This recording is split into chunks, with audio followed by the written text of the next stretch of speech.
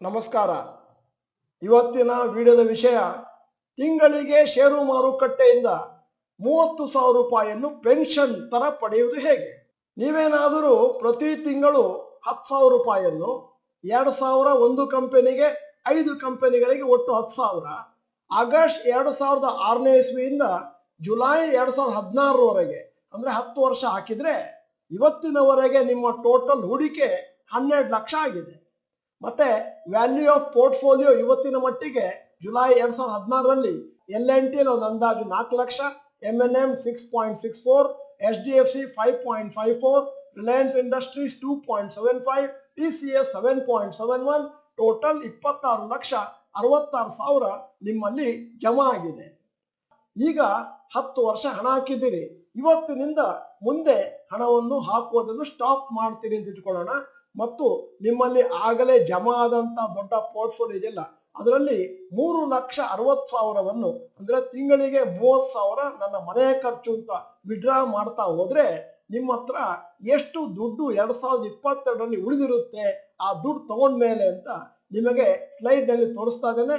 ಸ್ವಲ್ಪ ಕಷ್ಟ ಆಗ್ಬೋದು ಅರ್ಥ ಮಾಡ್ಕೊಳ್ಳಿಕ್ಕೆ, ಅದಕ್ಕೋಸ್ಕರ ನನ್ನ ಸಲಹೆ ಆ ಸ್ಲೈಡ್ಗಳು ಬಂದಾಗ ದಯವಿಟ್ಟು ಸ್ವಲ್ಪ ನಿಲ್ಲಿಸ್ಕೊಂಡು ಮತ್ತೆ ಒಂದಷ್ಟು ನಿಮ್ಮದೇ ಆದಂತ ಕ್ಯಾಲ್ಕುಲೇಷನ್ ಮಾಡಿ. ನಾನು ಹೇಳಿದ್ದನ್ನು ಯಾವ ಕಾರಣಕ್ಕೂ ನೀವು ನಂಬಾರ್ದು. ಉದಾಹರಣೆಗೆ ವ್ಯಾಲ್ಯೂ ಆಫ್ ಪೋರ್ಟ್ಫೋಲಿಯೋ 2016 26.66 ಇದೆ ಮತ್ತು ನೀವು 1,80,000ವನ್ನು 2 ಕಂತಿನಲ್ಲಿ ವಿಡ್ರಾ ಮಾಡ್ಕೊಂಡ್ರೆ 24.86ಕ್ಕೆ ಬಂತು. ಯಾಕಂದ್ರೆ ಮತ್ತೆ ಮತ್ತೆ ಅಪ್ರಿಶಿಯೇಟ್ ಆಗುತ್ತೆ. ಮತ್ತೆ ಅದನ್ನ ನಾವು ಈ ಕ್ಯಾಲ್ಕುಲೇಷನ್ ಅಲ್ಲಿ 1,80,000 6 ತಿಂಗಳಿಗೊಮ್ಮೆ ತೆಗೆದಿದ್ದೀರಿ ಅಂತ ಲೆಕ್ಕ ಹಾಕಿದ್ದೇವೆ. ಈಗ 2017ರಲ್ಲಿ 24.84 ಇತ್ತು. ಮತ್ತೆ ಹಣ ತಗೊಂಡ್ಮೇಲೆ 23.04 ಆಯ್ತು. ಮತ್ತೆ 2018ರಲ್ಲಿ 29.08 ಇದ್ದದ್ದು 27.28 ಆಯ್ತು.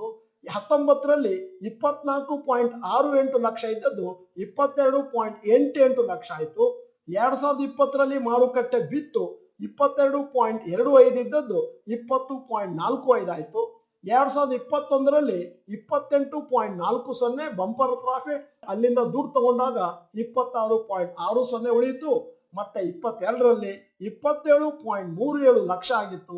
ಪುನಃ ನಿಮ್ಮ ದುಡ್ಡು ತಗೊಂಡ್ಮೇಲೆ 25.57 ಲಕ್ಷ ನಿಮ್ಮ ಹತ್ರ ಉಳ್ಕೊಳ್ತು. ಈಗ ಇವತ್ತಿನ ಈ ವಿಡಿಯೋದ ಮೇಲೆ ಒಂದಷ್ಟು ಅಬ್ಸರ್ವೇಷನ್ಸ್ ಇನ್ಫ್ಲುಯೆನ್ಸಸ್ ಅನ್ನು ಮಾಡಿದ್ದೇವೆ. ನಂಬರ್ 1, ಈ ವಿಡಿಯೋದಲ್ಲಿ ನಾವು ಬೇಕಂತ ಕನ್ಸರ್ವೇಟಿವ್ ಷೇರುಗಳನ್ನು ಸಿಲೆಕ್ಟ್ ಮಾಡ್ಕೊಂಡಿದ್ದೇವೆ. ಅಂದ್ರೆ ನಿಮಗೆ ವರ್ಷ 30,000 ಬರಲಿ ಅಂತ ಹೇಳಿ, ಅಂದ್ರೆ ಅದರಿಂದ ಜಾಸ್ತಿ ಬರ್ಬೋದು, ಬರುತ್ತೋ ಇಲ್ವೋ ಅಂತ ಚೆಕ್ ಮಾಡ್ಲಿಕ್ಕೆ ಕನ್ಸರ್ವೇಟಿವ್ ಷೇರುಗಳನ್ನು ಸೇರಿಸ್ಕೊಂಡಿದ್ದೇವೆ. ಉದಾಹರಣೆಗೆ ನಾವೇನಾದ್ರೂ tighten, HDFC bank, Asian paint, Bajaj finance ಅನ್ನ ಪೋರ್ಟ್ಫೋಲಿಯೋದಲ್ಲಿ ಸೇರಿಸಿದ್ರೆ 30,000 ಬಹುಶಃ ಅದರಿಂದ ಜಾಸ್ತಿ ವಿಡ್ರಾ ಮಾಡಬಹುದಾಗಿತ್ತು. ಎರಡನೇದ್ದು, ನಮ್ಮ ಅಬ್ಸರ್ವೇಷನ್ಗಳನ್ನು ದಯವಿಟ್ಟು 3 ಸತಿನಾದ್ರೂ ಮತ್ತೆ ಮತ್ತೆ ಕೇಳಿಸ್ಕೊಳ್ಳಿ. ಈ ವಿಡಿಯೋದಲ್ಲಿ ನಾವು ಹೇಳಿದ್ದು 10 ವರ್ಷ ನೀವು ಪ್ರತಿ ತಿಂಗಳು 10,000 ಹಾಕೊಂಡು ಹೋಗಿ, ಅದಾದ್ಮೇಲೆ ನೀವು ಹಣ ಹಾಕೋದನ್ನು ಸ್ಟಾಪ್ ಮಾಡಿ. ಆದರೆ ಅವೆಲ್ಲ ಫಂಡಮೆಂಟಲ್ ಸ್ಟ್ರಾಂಗ್ ಆಗಿರಬೇಕು ಶೇರ್ಸ್. ಅದಾದ್ಮೇಲೆ 11ನೇ ವರ್ಷದಿಂದ ನೀವು ಪ್ರತಿ ವರ್ಷ 3,60,000ನ ನಿಮ್ಮ ಮನೆ ಖರ್ಚು ಅಂತ ಷೇರು ಮಾರುಕಟ್ಟೆಯಿಂದ ವಿಡ್ರಾ ಮಾಡಬಹುದು. ನಿಮಗೆ ಅದರಿಂದ ಜಾಸ್ತಿ ಬೇಕು ಅಂತಂದ್ರೆ ನೀವು ಸ್ವಲ್ಪ ಜಾಸ್ತಿ ಹಾಕ್ಬೇಕಾಗುತ್ತೆ. ಈಗ 3ನೇ ಅಬ್ಸರ್ವೇಷನ್, ಈ ವಿಡಿಯೋದಲ್ಲಿ ನಾವು ಊಹೆ ಮಾಡಿದ್ದು ನೀವು ತಿಂಗಳಿಗೆ 10,000 ಹಾಕ್ತಾ ಇದ್ದೀರಿ ಅಂತ. ಅದು ಒಂದು ಉದಾಹರಣೆ ಅಷ್ಟೇನೆ. ನೀವು 3,000 ಹಾಕ್ಬೋದು, 5,000 ಹಾಕ್ಬೋದು, 20,000 ಹಾಕ್ಬೋದು, 50,000 ಹಾಕ್ಬೋದು. ನಿಮಗೆ ಎಷ್ಟು ಕೆಪಾಸಿಟಿ ಇದೆಯೋ ಅದರ ಮೇಲೆ. ಈಗ 4ನೇ ಅಬ್ಸರ್ವೇಷನ್, ಈ ವಿಡಿಯೋದಲ್ಲಿ ನಾವು ನಮ್ಮ ಕ್ಯಾಲ್ಕುಲೇಷನ್ ಮಾಡಿದ್ದೇವೆ, ಆದರೆ ಅದು ಸಾಲದು. ನಿಮ್ಮದೇ ಆದಂತ ಕ್ಯಾಲ್ಕುಲೇಷನ್ ಮಾಡಿ ನಾನು 11ನೇ ವರ್ಷದಿಂದ ದುಡ್ಡು ತೆಗಿತಾ ಹೋದ್ರೆ ನನ್ನ ಅಸಲಿಗೆ ಏನಾದ್ರು ಧಕ್ಕೆ ಬರುತ್ತಾ ಅಂತ ನೀವೇ ಕ್ಯಾಲ್ಕುಲೇಷನ್ ಮಾಡಿದ್ರೆ ಆವಾಗ ನಿಮಗೆ ಜಾಸ್ತಿ ಕಾನ್ಫಿಡೆನ್ಸ್ ಬರುತ್ತೆ.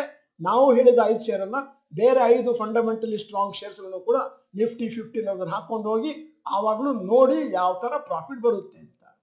5ನೇ ಅಬ್ಸರ್ವೇಷನ್, ನಾನೇನು ತಿಂಗಳು 30,000ನ ಪೆನ್ಷನ್ ತರ ತೆಗೀರಿ ಅಂತ ಹೇಳಿದ್ದಲ್ಲ, ಅದನ್ನ ನಿಮ್ಮ ಜೀವನದ ಕೊನೆಯವರೆಗೂ ತೆಗಿಬಹುದು. ಆಮೇಲೆ ಬೇಕಾದ್ರೆ ನಿಮ್ಮ ಮರಿ ಮಕ್ಕಳಿಗೆ ಈ ಪೋರ್ಟ್ಫೋಲಿಯೋನ ಗಿಫ್ಟ್ ಆಗಿ ಕೊಟ್ರೆ ಅವರು ಕೂಡ 30,000ನ ಜೀವನ ಪರ್ಯಂತ ತೆಗಿಬಹುದು.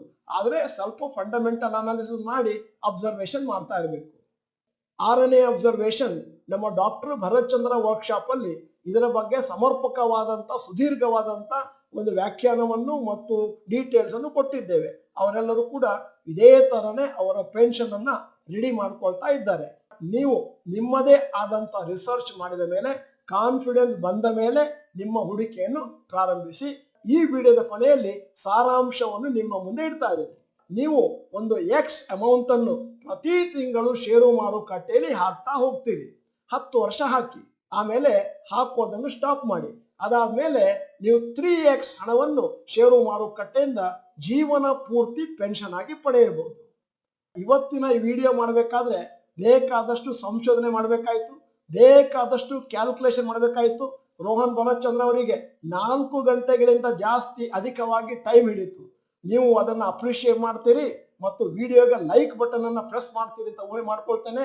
ನೀವು ಡಾಕ್ಟರ್ ಭರತ್ ಚಂದ್ರ ಚಾನಲ್ ಮೆಂಬರ್ ಅಲ್ಲ ಅಂತಂದ್ರೆ ಇದೀಗ ಸಮಯ ಸಬ್ಸ್ಕ್ರಿಪ್ಷನ್ ಬಟನ್ ಬೆಲ್ ಐಕಾನ್ ಒತ್ತುವುದು. ವಿಡಿಯೋನ ಎಲ್ಲಾ ಕನ್ನಡಿಗರಿಗೂ ಫಾಲೋ ಮಾಡ್ಲಿ, ಅವರು ಕೂಡ ಆದಷ್ಟು ಬೆನಿಫಿಟ್ ತಗೊಳ್ಳಿ. ಮತ್ತೆ ವಿಡಿಯೋ ಚೆನ್ನಾಗಿದ್ರೆ ಚಾಟ್ ಬಾಕ್ಸ್ ಅಲ್ಲಿ ಗುಡ್ ಅಂತ ಟೈಪ್ ಮಾಡಿದ್ರೆ ನಮ್ಮ ಬೆನ್ನು ತಟ್ಟಿದ ಹಾಗಾಗುತ್ತೆ. ವಿಡಿಯೋನ ಸಂಪೂರ್ಣವಾಗಿ ನೋಡಿದ್ದಕ್ಕೆ ಧನ್ಯವಾದಗಳು. ನನ್ನ ಹೆಸರು ಡಾಕ್ಟರ್ ಭರತ್ ಚಂದ್ರ. ನಮಸ್ಕಾರ.